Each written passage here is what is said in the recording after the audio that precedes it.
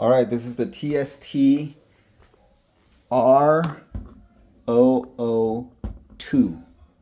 R002. So I guess this box you can get the V20, the R005, or the R002, but this is supposed to be the R002. So let's open it up and check it out.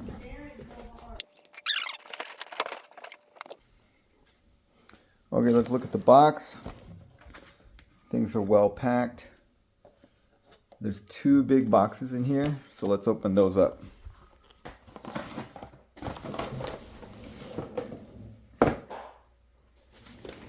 Okay, this is just a giant headlight.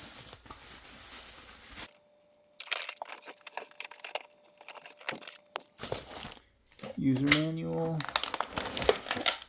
pedals, kickstand, tools,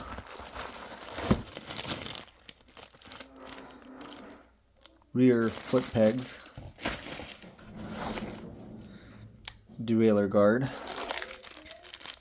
I think screws for the derailleur guard, and charger.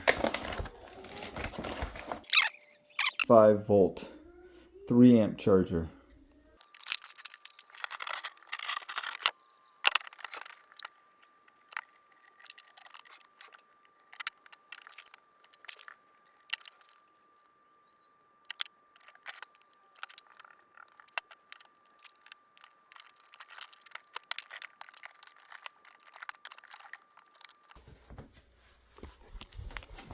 Okay, we're gonna have to unscrew these four and then tighten these to lock the headset in. Unscrew these and install the handlebar.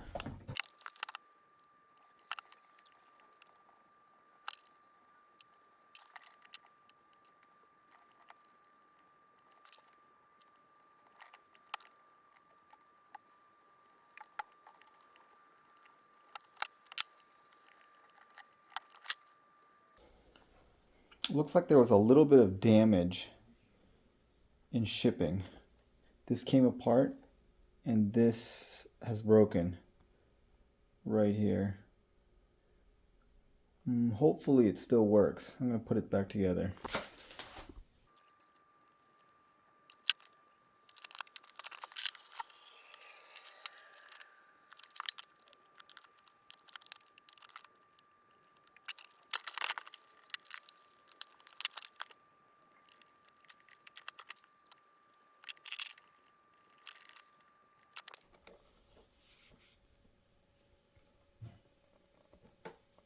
These pins were completely bent. So I'm going to try to re-bend them and put them back in.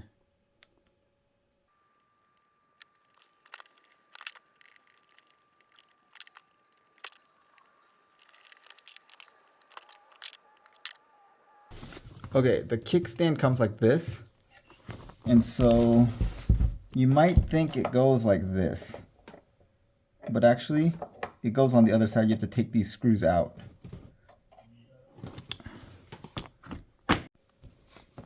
Okay, so a couple of things aren't obvious.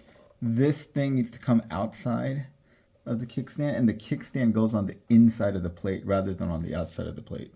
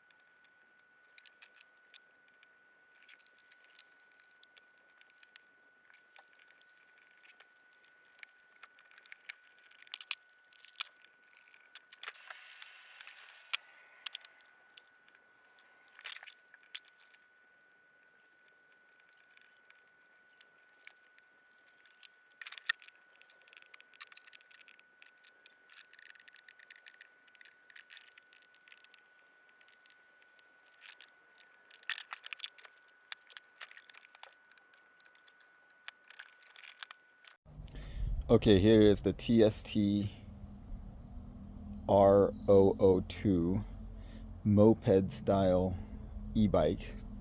It looks pretty standard, like all of them. I really like the design of this. The thing I like the most is the extra long seat and this extra seat in the back for a passenger.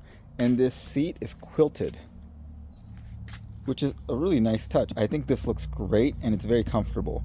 So that works pretty well. The rear shocks, these rear shocks are pretty firm. I weigh about 160 pounds and they don't compress very much when I get on it, but with 2 passengers it definitely works. So if you're heavier, maybe 250 pounds, I took a passenger that's about 120 pounds, so we were together almost 300 pounds, and the shocks worked great for that. If you are, 160 or around there, these rear shocks aren't going to do too much for you, but these fat tires have plenty of cushioning anyway, so it doesn't matter. There are these little foot pegs for the passenger. The kickstand, this one, you have to remember when you install it, you have to put it on the inside instead of the outside of the metal plate. That's the thing to remember. These are hydraulic disc brakes, and I think on modern e-bikes, you should get hydraulic brakes, not mechanical brakes. The hydraulic brakes are just much better, and these were great. They needed to be adjusted, so you just adjust them by unscrewing this, and then clamping down on the brakes and then retightening them. That aligns the brake pads, and I had to do that on both of them. But the brakes have plenty of stopping power, no problem. Here's the pedals, and on these moped style bikes, these pedals are kind of rudimentary because it's not very comfortable to pedal them. And so this pedal is extremely stiff. Like, it does not spin at all. There's a lot of resistance, and I would say on a bike that's gonna lose you about 3 or 4 watts of power. But on this bike, doesn't matter because you're not going to be pedaling that much, especially since this bike is set up with a throttle. Now it's weird because the throttle is on the left hand side, which is not typical, but it has a thumb throttle, and the thumb throttle will give you the full power. So it goes up to 28 miles per hour with the thumb throttle. A lot of these do thumb throttle to 20, and then you have to actually pedal to get to 28, which I think is just silly on this style of bike. On this style of bike, I think the throttle should give you the full power. I prefer the twist throttles myself to the thumb throttles, but that is a kind of a personal preference thing. And then here are the hydraulic disc brakes. They work great. You can load the oil right here if you need to refill it. Then coming around here, this is the headlights. And this headlight is extremely bright and works great. These are much better than the headlights I saw from the e-bikes about a year or so ago, where they were like very small and focused. They worked fine, but this one actually has a hard line cutoff and is probably twice as bright as the other one. So you can ride confidently at 30 miles per hour at night with these headlights. Front shocks work fine, no problem with them. Then you have the fender. These are mag wheels, so you'll never have to worry about truing them. And they're pretty light, but not super light. The battery is removable, and here's the charging port here. It's just the regular round barrel connector. And you can turn this on and off. You can do this and check your battery level, so this one is full. And you can unlock it on this side and remove it for security reasons, or if you want to take it in to charge it. All right, this is a standard headset, and then this is pretty easy to adjust. When I got this bike, the headset was a little loose, so you have to take this off, loosen these, and then turn the Allen screw in here to lift up the headset to tighten it up. Pretty easy fix. Didn't take more than 2-3 minutes, so that's not a big deal. This is the very standard Shimano 7-speed index shifting system that you see on almost every single e-bike, and so that's nothing different. The derailleur is probably the lowest end derailleur that you would get from Shimano. It doesn't even have a name, so it's not Altus or anything like that. This is a 7-speed cassette. This is a very standard 7-speed cassette. It is the MF7 TZ500. And then this has a silver chain, which looks cool. And again, this drivetrain is not super important. You are not going to be pedaling this too much. The reason is when you pedal these moped style bikes, the inner thigh rubs against here, and then the height is not adjustable, so you're just not in a very favorable ergonomic position for too much pedaling to deliver too much power to this. I do pedal it when you start off because you need it, your extra torque helps you, but it's not necessary. Again, like I said, this bike got beat up in shipment. That's not really a problem by the company, but to FedEx, basically, there's some dents here. I had to fix this connector.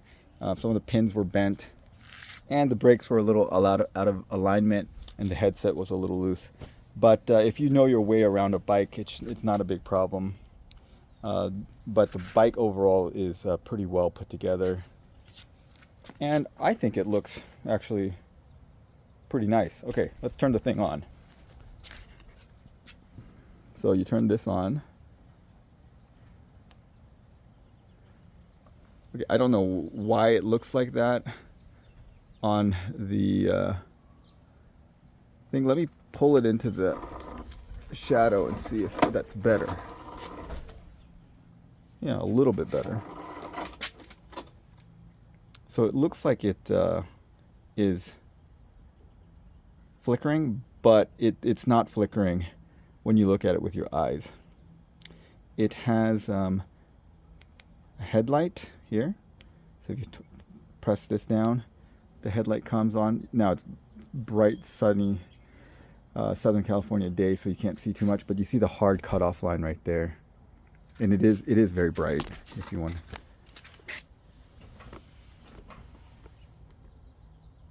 Yeah, it's hard to tell, but it's plenty bright at night. And then it's got rear lights right here. And what's cool is you can do this, and it gives you turn signals, which I think is a nice touch.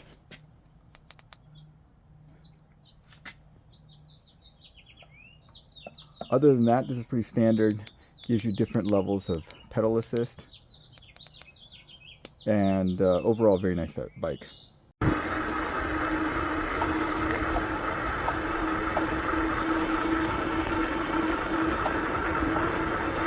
Okay, so what do I think of this bike? It is a pretty standard bike like everything else. Top speed's around 29 to 30 miles per hour on the straight. It climbs like 3% grades at 15 to 20 miles per hour. And it handles steeper grades fine, but it goes down to about 10 miles per hour. Of course, this will vary based on how much you weigh. But it's very similar to all the other bikes I've tested. The seat, again, is very comfortable. The headlight is very bright. That's good. The bike is well made, but the assembly isn't quite as good as some other bikes. So you will have to tweak it. Like on this bike, I had to tighten up the headset cones and adjust the disc brakes. Those are things that are relatively easy to do. It took me like 5 minutes to fix those things. But you do have to know a little bit about how, a little bit of bike maintenance to fix those things. The screen looks like it's flickering here, but it is not. It's just the way that I think the refresh rate of the screen and the refresh rate of my camera basically made it do this. The other parts are pretty standard. So overall good. The one disappointing thing about this bike is the range is not as good as I would expect. It has a 20 amp hour battery, supposedly. And with that, I would have expected something more like 30 miles of range, but I got only 20 miles of range on this bike. And I wanted to test it again, so I tested it again.